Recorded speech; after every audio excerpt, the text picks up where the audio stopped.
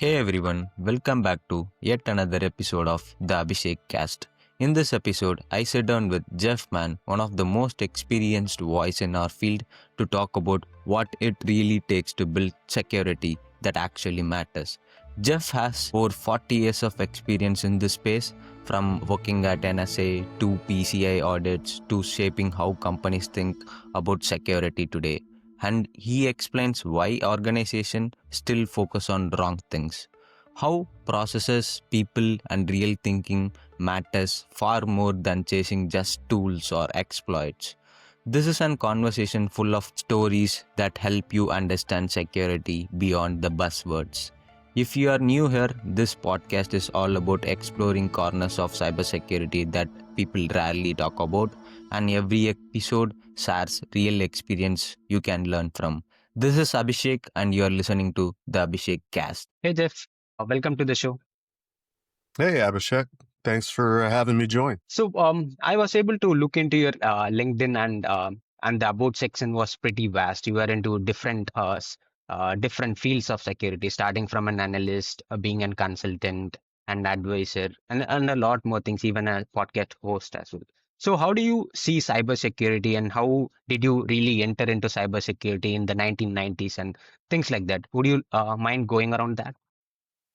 Sure, not a problem. It's funny that you lead with cybersecurity because having been in this business, whatever we call it, for over 40 years, actually dating back to the early 1980s, still as an old timer kind of struggle with what the definition of cybersecurity actually is. You know, what does that exactly mean? And I've asked people over the years, and given the variety of answers that I get, I am reassured that nobody seems to know what this stuff is. Loosely, it has to do with the security of computers and networks, especially on the internet, and things associated with information sharing, data collection, data sharing. And, my day job for the last 20 years has been in what's called the payment card industry, PCI. So, protecting things like e-commerce and so on and so forth. How I got into this is a somewhat long story, but I'll try to keep it brief. I grew up in a household where I'm the youngest of four boys. My dad was a physicist that worked for the federal government, the Department of Defense. He came to the Washington, D.C., Maryland, Virginia area in the early 90s. And he worked for an organization called Naval Research Laboratory. And they were doing, back in those days, the development of the first hydrogen bombs. They didn't even call them bombs initially. They called them devices. Excuse me. So my dad was a physicist. I grew up having some daddy issues and never wanted to get into physics, and never did take a physics class. But I also grew up in a family that loved doing puzzles. And my dad instilled in all of my brothers and I a love for doing all sorts of different kinds of puzzles. And back in those days, there was a lot more magazines and newspapers. And there was one magazine that was published called the Dell Crossword Puzzle Magazine. Dell was the company, not the computer company, but a publishing company. So they would have crossword puzzles, special types of crossword puzzles. One type is called diagramless, where not only do you have to figure out what the words are, you have to figure out what the grid looks like and know where to put the actual words. They also had these things called cryptograms or crypto quizzes, which is essentially just a simple substitution type of puzzle where you have to try to break the cipher, break the code. And I love doing those types of things. So fast forward, grow up, go through college. I got a business degree at a liberal arts college and was trying to figure out what to do with my life. My mother was working at another naval institution, another naval research type of lab. And a friend of hers had a daughter who was, I think, a mathematician, and had gotten a job at this place called the National Security Agency, located in Fort Meade, Maryland. I lived and grew up in Maryland, still live in Maryland. Had never heard of NSA, but I filled out a government employment application, sent it in, got invited in to do a couple days of skills testing, aptitude testing, scored really well on the tests, and was hired by NSA.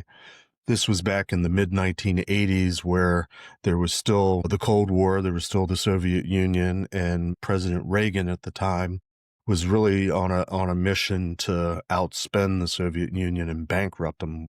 So I came to work for NSA at a time when they were hiring 100 people a week, literally.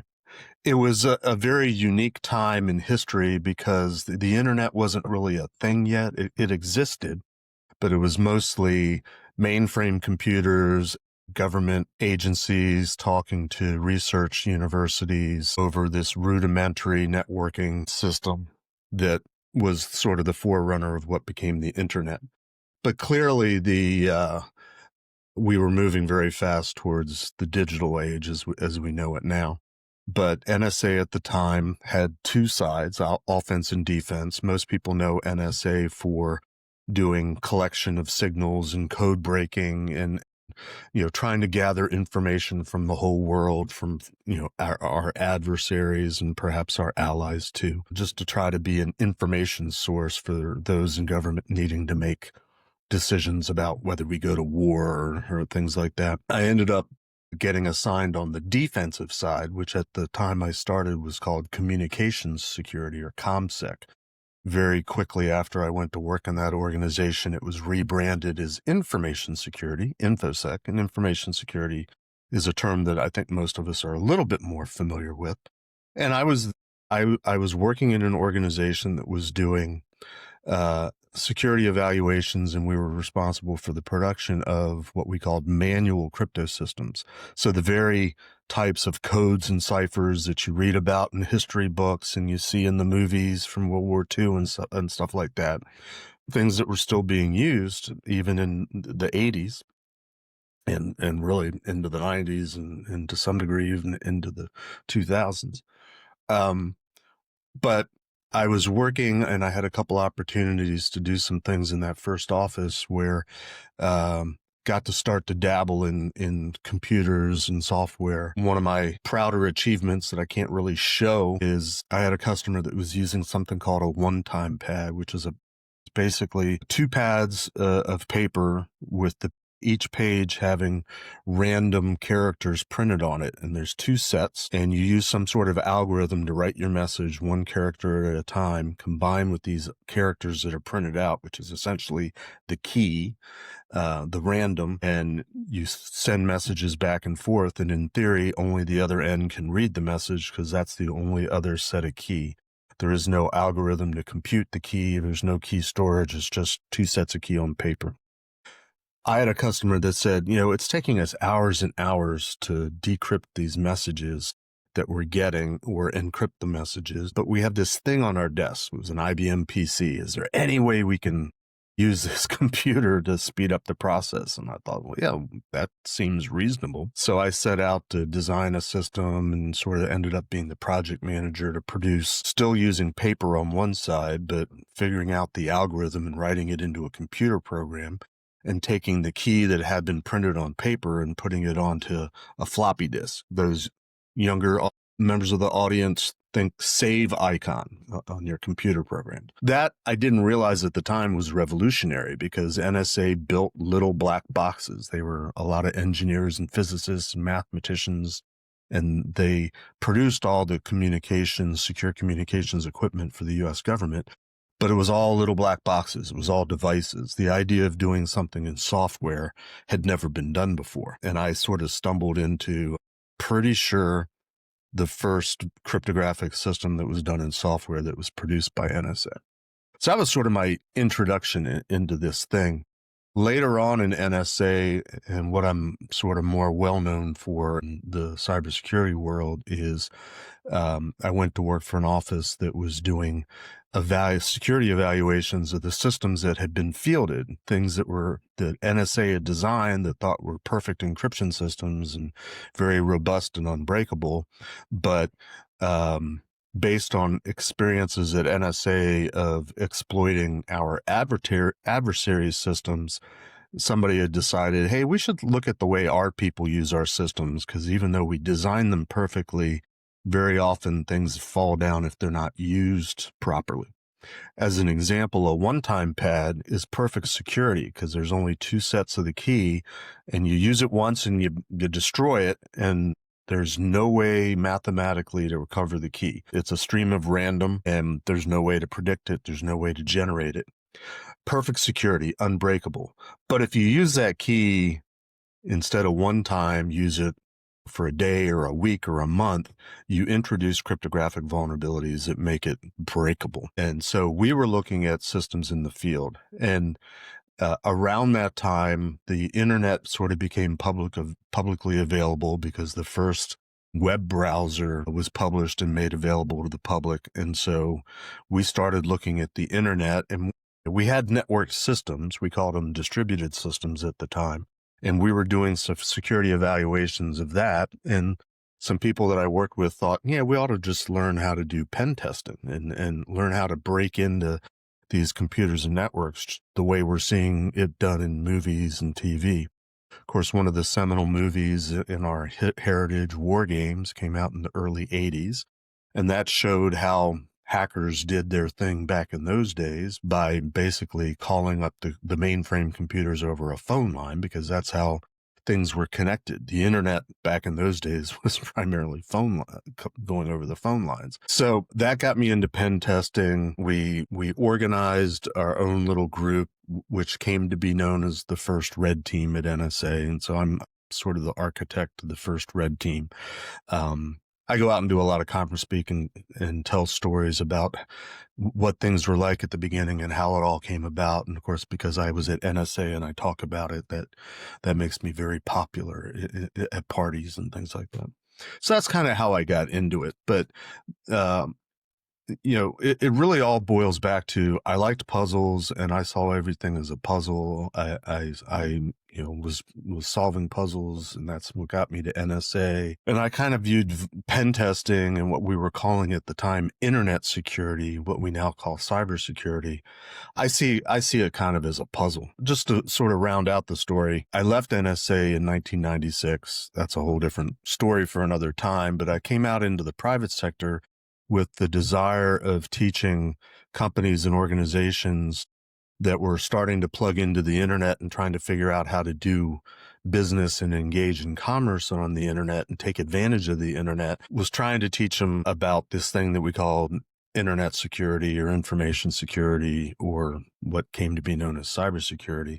We started by doing pen testing, or what was really more of what I would call a vulnerability assessment. Let's find all your holes in your architecture and break into your environment, and then tell you where all the problems are, fix them, and then you'll be good to go. I did that for a couple years and got really frustrated because very few of the organizations that we were working for were getting the message and taking things seriously. They might patch a hole, they might fix a problem, they may not. I mean, it was very common for us to come in 6 months or a year later and break into their network exactly the same way we had done the previous year, even down to guessing the same password or using the same password to bypass their authentication systems.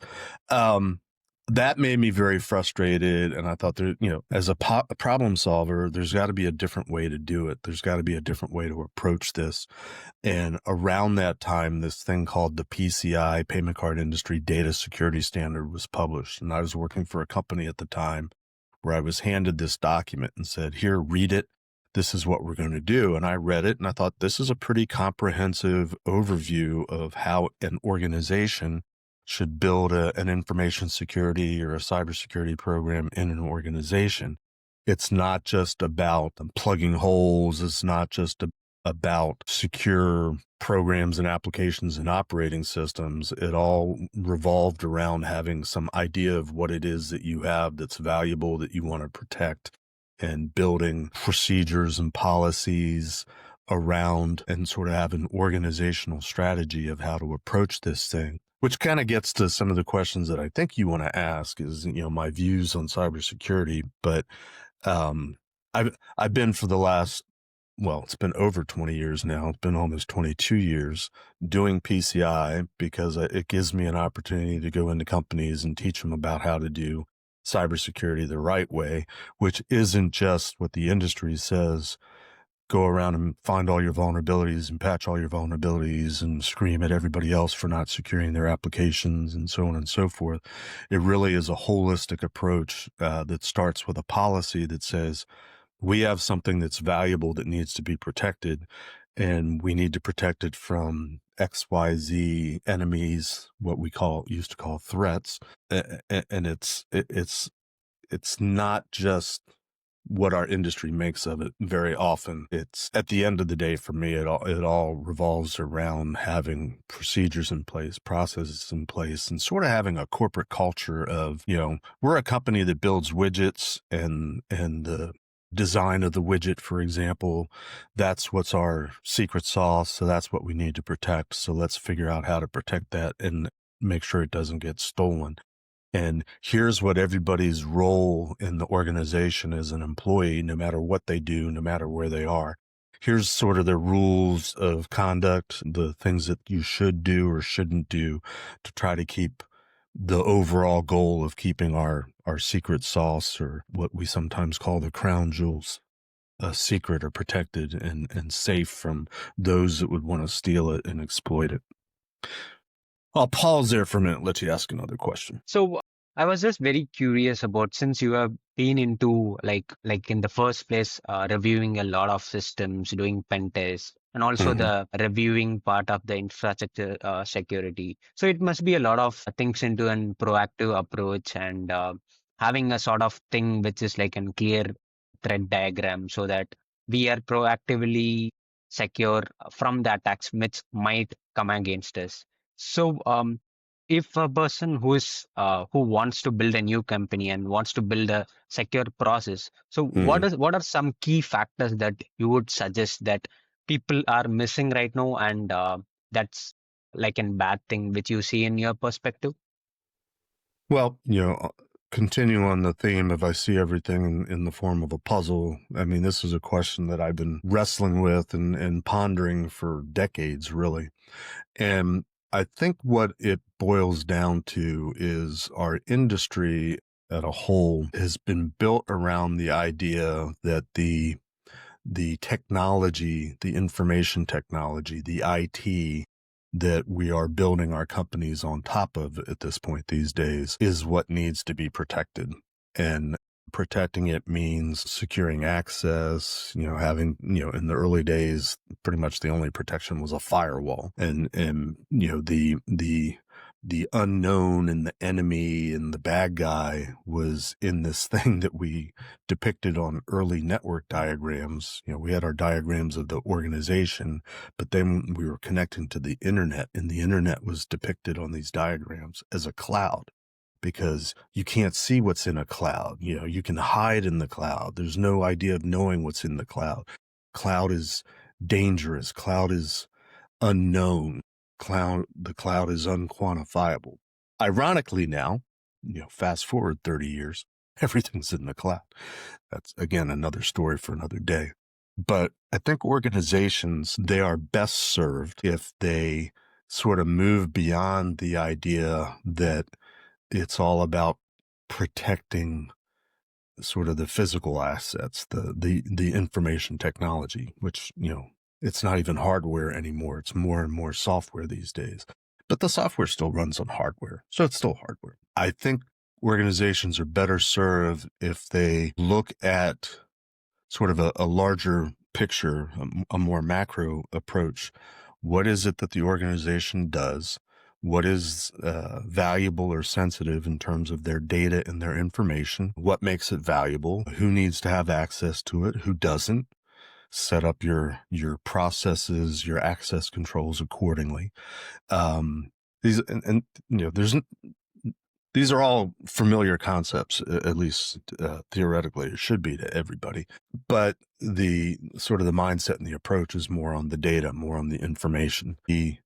The way I was classically trained about information or data, and this may be familiar to some people, is referring to the protection of it in terms of what they called the CIA triad: confidentiality, integrity, and availability, sort of the three classic things that go around protecting data. Confidentiality, meaning keeping it a secret, keeping it out of the hands of people that want to steal it. Integrity, meaning you can trust the data. The data hasn't been modified or altered in any shape or form. And then availability, of course, is can I get to the data when I need it? One of the problems in cybersecurity as a whole is we have spent the majority of the time focused at some degree on the confidentiality aspect. Let's keep our data safe and secure on the inside and keep people out. Whereas in the last couple of years, the bad guys who have figured out how to monetize being a bad guy and breaking into organizations and networks, and they don't even have to break in anymore. They can just launch bots and malware and things like that. The issue has become more and more availability, let's say ransomware. That kind of speaks to the availability aspect. Integrity is somewhat of a concern, especially in like the healthcare community, the medical community. People can sort of understand, well, yeah, I need to have a lot of access to data that tells me information about this patient that I'm trying to diagnose so I can give them the right medicine, the right dosage, identify the right problem and fix the right problem. Ironically, most of the protections of data are sort of the same, whether it's considering confidentiality or integrity or availability.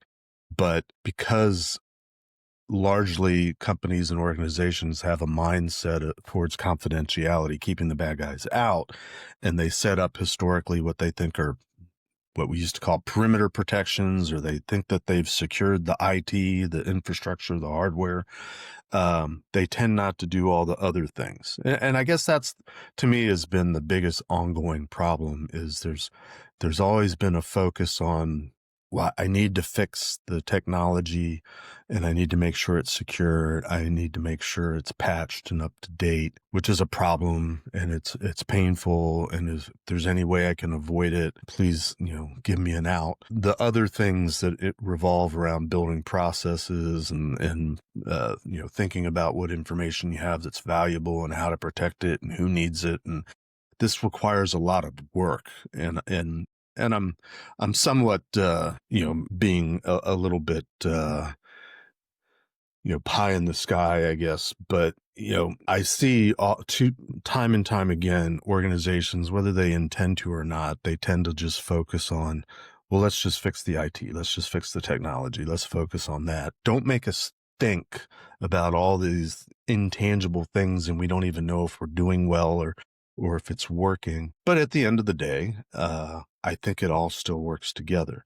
You got to have processes in place. You got to be doing things. You got to be able to measure.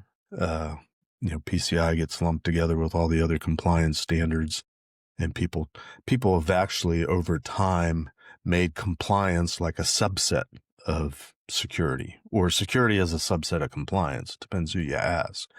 Whereas in my mind, compliance has always just been a way to measure how well you're doing your security. It's meant to be a measuring stick. Organizations, there's exceptions, obviously.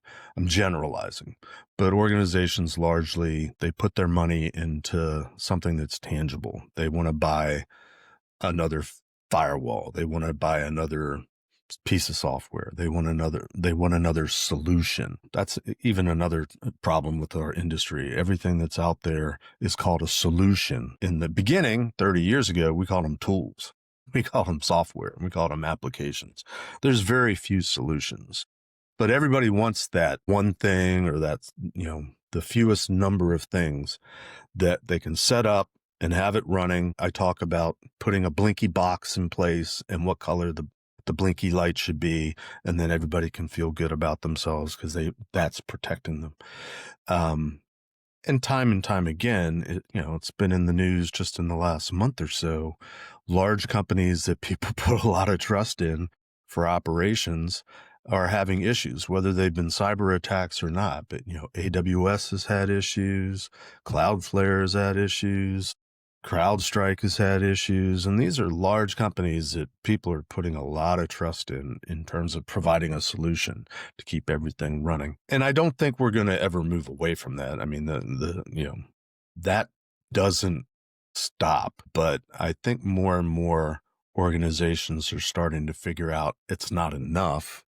And now they're struggling with, well, what else do we need to do? And I'll use a sports analogy, and I apologize for using a North American sports analogy, but American football, I'd try to make it a cricket analogy, but I've never learned the game. I apologize. But in American football, you have 11 players on the team. Most of the superstars are the quarterback who, calls the play and either hands the ball off to a running back or throws the ball to a wide receiver. And they tend to get all the glory and the praise because they make the plays. What you don't often hear about are the people that are on the line that are doing the blocking, or the people that are on defense that are doing the tackling.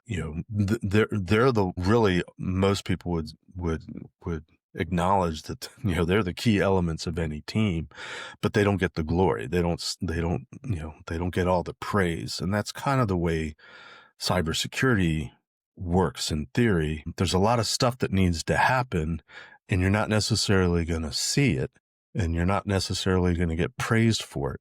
You certainly hear about it when the breach happens, and everybody, likes to point fingers and, how could this company possibly have let this happen?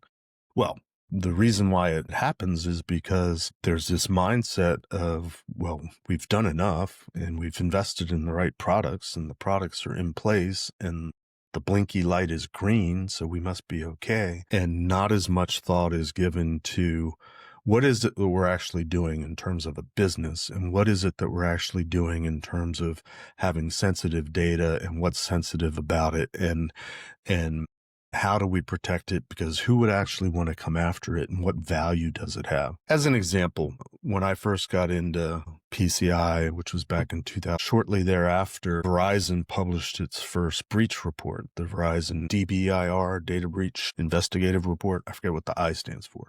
They've been publishing it ever since, I think, 2008. 2008, the first issue of the report was a compilation of 5 years worth of data, and it was data that had been collected mostly from Verizon customers about breaches. Coincidentally, 5 years goes back to 2004, which is when the first PCI data security standard was published. Surprisingly or not, the number one thing that was being stolen that was reported on in 2008 was credit cards, because they were everywhere and they were easily monetized, because you could steal them and commit fraud, or you could steal them and buy a whole lot of merchandise that you could turn around and sell and make money. But it was the beginnings of how the bad guys figured out how to make money by doing nefarious things on the internet.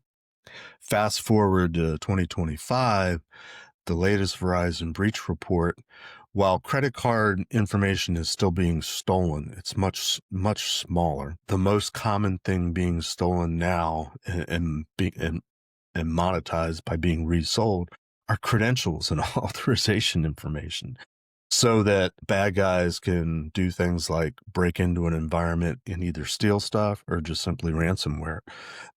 So the landscape has changed. Unfortunately, I don't think our attitudes about cybersecurity have necessarily changed or evolved. We're still running around, spending most of our time trying to patch things and discover the latest vulnerabilities and install the latest patches and try to keep everything secure. And that just seems to be all consuming to too many organizations, and they're overwhelmed and they're tired of it. I mean, I got the shirt on called Noise Fest. I'll let your readers or your listeners do the research on where this comes from. I'll give you a clue. H.D. Moore, who is famous for writing a tool called Metasploit, which was a pen testing tool, vulnerability assessment tool. But he's got a new company where he's trying to flip vulnerability management as it's evolved on its head, because there's just too many vulnerabilities to keep up with. Which again it's encouraging to me that more people are acknowledging that we can't keep up with the vulnerabilities. So if you concede that there's always going to be vulnerabilities, then you've got to reconcile, well, then what else do we do? And I think that's where security really comes into play. I would characterize most of what's been done over the last 30, 35 years, 40 years in this era of cybersecurity as spending a lot of effort securing systems and networks, applications, devices. But security, I think, picks up where all that leaves off, because you can only do so much with all of that. You still need to have watchers, guards, alarms, and alerts. And to me, security is really doing the due diligence, the vigilance of monitoring everything, reviewing everything, looking at logs, which we haven't done any favors by creating so much more traffic and so much more logs. It's easier for the bad guys to hide. But to me, security begins with the due diligence and the watching, looking for something that's weird or different, that is an indicator that something's going wrong or that there's something malicious happening.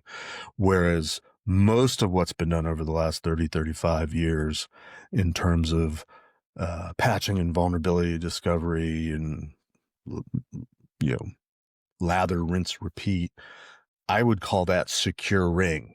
It's all necessary. But in context, cybersecurity to me is defensive in nature, defensive by definition, and it's really being watchful and looking for the things that go wrong. A lot easier to do 30 years ago. The most secure organizations that I worked with 30 some odd years ago were ones where they had individuals that were responsible for that server, and they took it personally. Nobody's breaking into my box. And so and what did they do more than anything? They watched it. They looked at all the traffic coming in and out of it. They looked at the behaviors, and they knew what was normal so they could do something, detect and respond. These are terms we should be familiar with. When they saw something abnormal, they investigated it, and they would catch the bad guys and they would halt the bad guys. So to summarize, I know I've been rambling for quite a bit. I think ultimately that there's two views of this thing called cybersecurity, and I'm characterizing them lately as securing and security. And securing is what most of us are familiar with, everything that's associated with the IT. But security is really the monitoring, the review, the response, the investigation, the looking for the abnormal and responding to it. To do that, you have to know what's normal, and normal is changing all the time. Right. That's really a broad landscape and a lot of entry point things to analyze and things like that. So, It's complicated. yeah, definitely true. And a lot of attacks coming by every day, a new type of attack emerging and different research papers coming in. So how do you keep yourself updated so that we go on the defensive side and be proactive on that? So what keeps you updated on things like that? So how do you read, like, what are the things that you use to make yourself be updated on things which is happening in day-to-day life?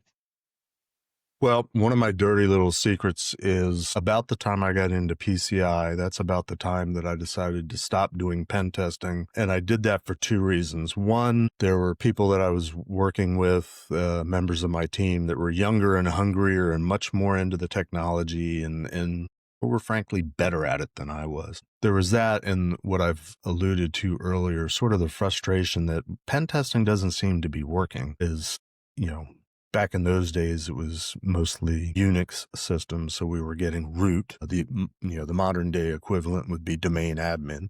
But, the getting access to the God account where you could absolutely do anything and everything and have access to all the information. We knew that was bad, but we couldn't seem to convey the urgency of that to our clients. So I kind of stepped away from doing that and wanted to try to figure out a different way to get through to my customers' organizations to explain to them the urgency of why they needed to do what they do, which is why PCI was very convenient, because PCI, they didn't understand it any better. They just knew that they had to do it if they wanted to stay in business. So all of a sudden I had a captive audience, and I had the opportunity to explain what all the rules meant and what all these seemingly obscure things meant. And PCI requires written policy, and requires written procedures, and requires you to have a way of proving that you're doing the things that you're claiming that you're doing. So it was a perfect fit for me at the time. But fast forward to the present, the world has changed so much. There's so much more information, so much more data. I have tried my best to avoid the technology aspects. Obviously, I get all the notices and things like that. The podcast I do, Paul's Security Weekly, which I've been doing for 10 years. We just recorded our 900th episode a couple weeks ago.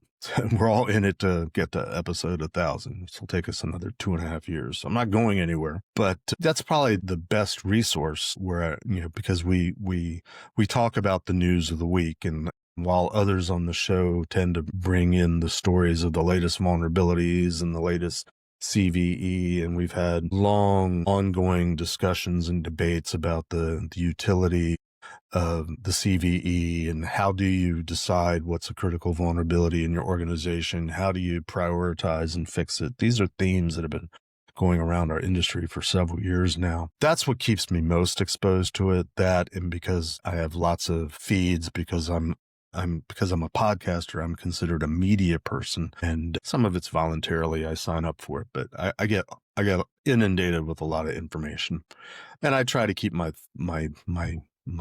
thumb on the pulse, as it were. But in a large sense, my dirty little secrets is I really hate technology, and I hate the way the technology has overtaken everything, and I really just kind of walked away from it. So fortunately, the more I go on, the more I think I'm right, that, it really, at the end of the day, beyond the technology stuff, it is the process and the procedure and getting buy-in from people. There's another common kind of catchphrase in our industry that it revolves around people, process, and technology. Far and away, technology has been the emphasis. I mean, it's built in the question that you've asked me. People get picked on a lot because of the stupid users, the muggles, the people that don't understand. They're the ones that click on the link. They're the ones that let the malware in. And that might be true to some extent, but I don't tend to try to blame the people. What always is the root cause in any breach that it gets reported is a failure of the process. And it could be any number of processes, like the process that teaches the employee, the user, not to click on the link, or at least to be suspicious enough to report it. Or why aren't there technological solutions in place so that phishing email doesn't get to them in the first place, frankly? But most phishing emails aren't launching. I say most, and I could be wrong in the proportions, but a lot of phishing emails are not launching malware. They are trying to fool users into giving up their credentials, either by going to a website or getting on a phone. The phishing attacks can come by text these days. There's all sorts of variations. And a lot of the breaches that we hear about these days are, the apparent initial cause or the initial way that the bad guys get in or compromise is from some sort of social engineering phishing type of attack, which all the effort we've put into the technology solutions largely can't defend against, which again, to me, emphasizes the need for processes, including more functional security awareness training, and not just security awareness training, but just awareness training. You're an employee of an organization. There's things that you should or shouldn't do, and these should be absolute. And oh, by the way, some of the worst offenders of attempts for companies to put rules in place, the worst offenders tend to be the admins. Even worse offenders are the security people, as well as executives, and so on and so forth. Very common in the early days, especially since computers and the internet was a new thing. The executives of companies, they didn't want to be bothered, but they had an account, but they would let their secretary or their admin handle all that stuff. And so they were sharing credentials with other people, and so on and so forth. So the more I go on, the more technology failures happen, the more I kind of sit back and go, it's still about the process. And I occasionally get pushed back on that, but most people, when we sit down and have a conversation, they kind of shrug and say, yeah, you're kind of right. So I don't know that I get much joy in being right, because I personally think that we're losing, the collective we are losing more than they're winning. But we'll keep throwing all of our efforts and resources, it seems, for at least a little while longer at the technology. But really, at the end of the day, there's other things in play beyond the technology. There's the people in the process. My emphasis personally is on the process. That's really a great perspective for me, because all the day thinking about offensive and defensive and having a little bit of understanding towards the process, like how important it is. And now Mhm. you're emphasizing the whole point of an organization is to have a proper process, and this is going to avoid a lot of issues that is gonna come in the future. And that's a new perspective for me. I think I would agree with you on that point. So Well, and I would say that's fine for you to agree with me, but don't immediately agree with me. Question. My objective at this point in my career is not to change people's minds as much as it is, I want people to think. Don't just immediately buy into what our industry is saying in terms of the media and the announcements and, frankly, the marketing campaigns. Don't get me started on how much of our industry has been influenced by sales and marketing, which is necessary. But, a lot of our terminology has come from marketing departments, not from the developers and designers and technical people or even the security experts. Think about that for a while.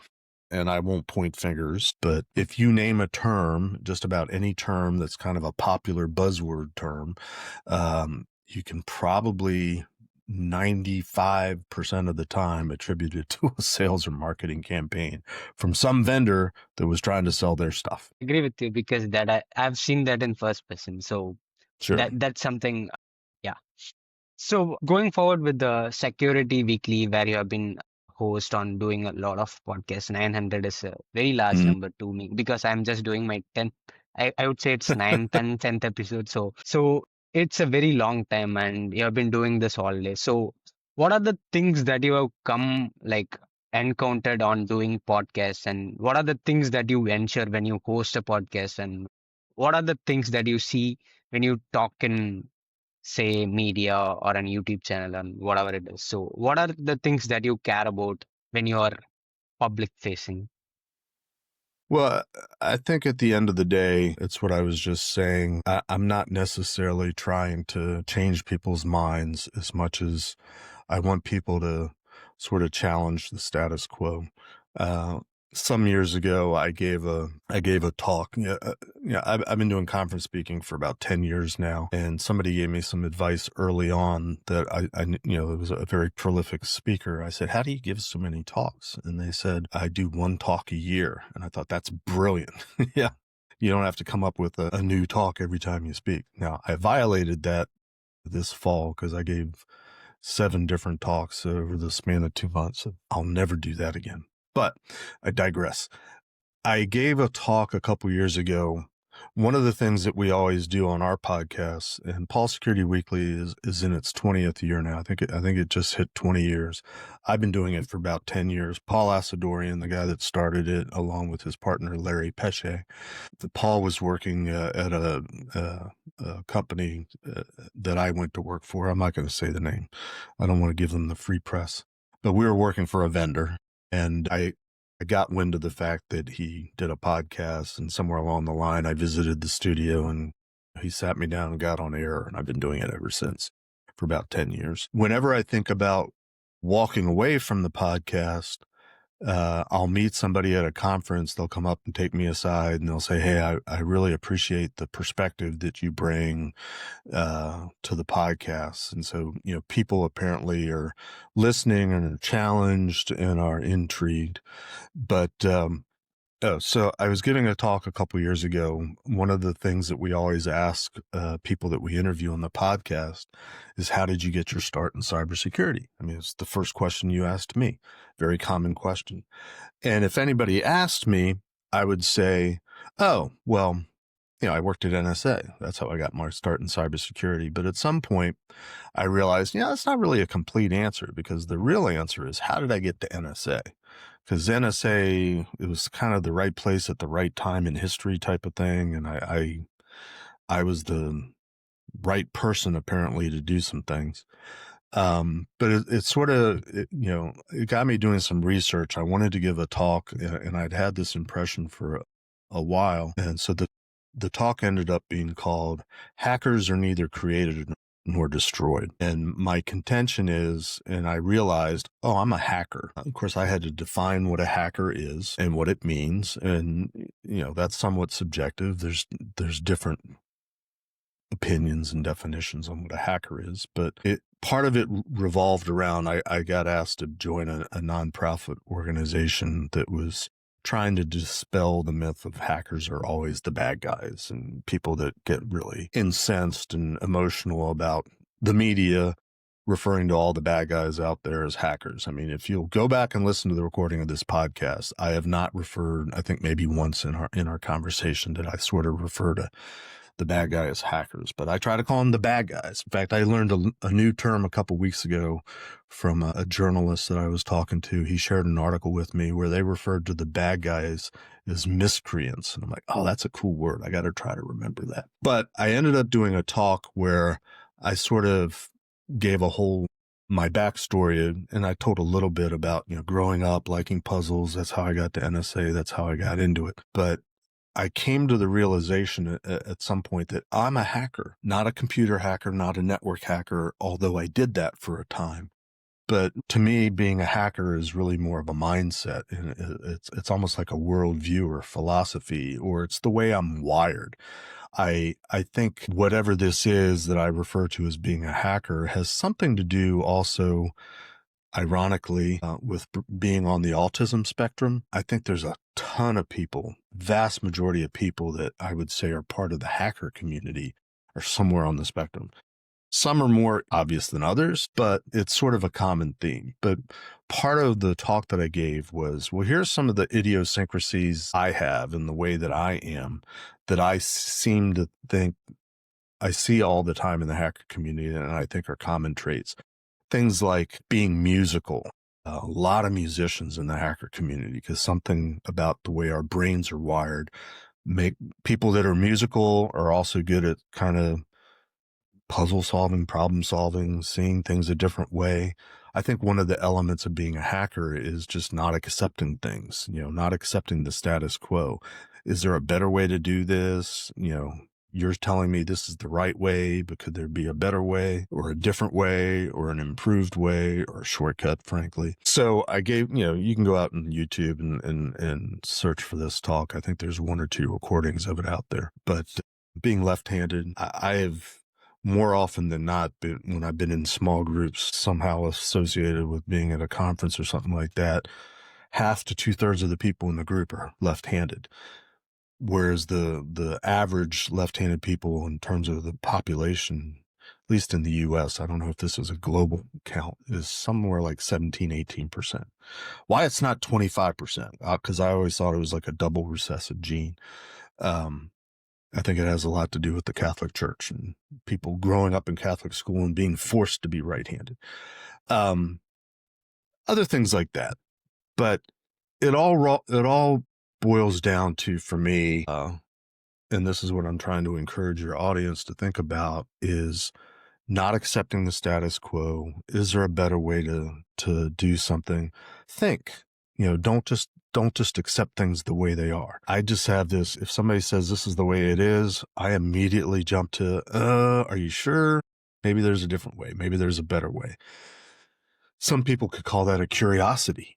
It doesn't have to be necessarily a nefarious thing, but just a healthy curiosity. How does this work? I've worked with people that when they were young, took apart the transistor radio to see how it worked, or took apart the computer to see how it worked. I had one friend that took apart his motorcycle. He did it in his dining room, which he almost lost his wife over that, apparently. But he just had a natural curiosity of tearing things apart to figure out how it worked, putting it back together, improving it. This all are different aspects and different examples, but I think it boils down to, and I think a lot more people are like this than people realize. Get over the fact that hacker is necessarily a negative term and just think of it as curiosity, thinking, inquisitive.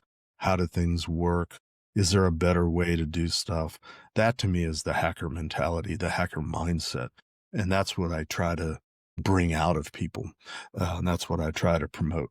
So, how I'm adjacent to the technology. I am not hands-on, haven't been hands-on in over 20 years because I was never really that into it anyway. It was just a thing that was there, and it was fun to break into things. It was fun to get root and do all that kind of stuff. But to me, it was all a puzzle, and it was solving a puzzle, and it got kind of boring. So I moved on to the next puzzle. And the puzzle that I've been working on for the last 20 years is how do I get organizations to understand sort of the essence of data security, cybersecurity, and apply it to their organization in the way that's appropriate for them. And it's not just following a set of compliance rules, or it's not just meeting a measurement standard, or it's not avoiding a measurement standard or a policy or a compliance. And it's not just throwing all your money at the technology and the next big thing and the next shiny object. It's very complicated and complex, but I think it ultimately boils down to you gotta think. You gotta put thought into it. You can't just, oh, well, the industry says I should have this, so I need to have this. Or the sales guy has convinced me, how can I live without this salesperson, I should say.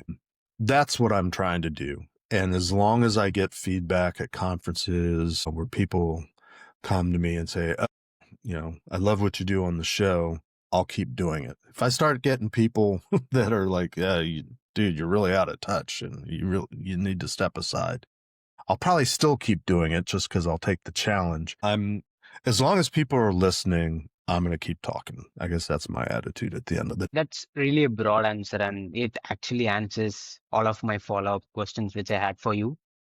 Sorry. So that's fine. So basically, the next question was into the curiosity part and what keeps you driven on the security. Because the one thing which I believe on cybersecurity, it's very exhausting at some point of time, and there needs to be some element which keeps you going on.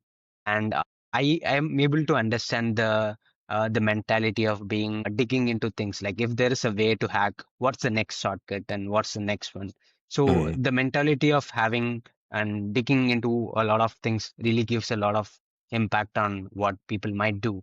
So that's all the questions that I had for you. And it was really nice talking with you and understanding your perspectives. And I think that would be really helpful for a lot of people. And thanks for joining.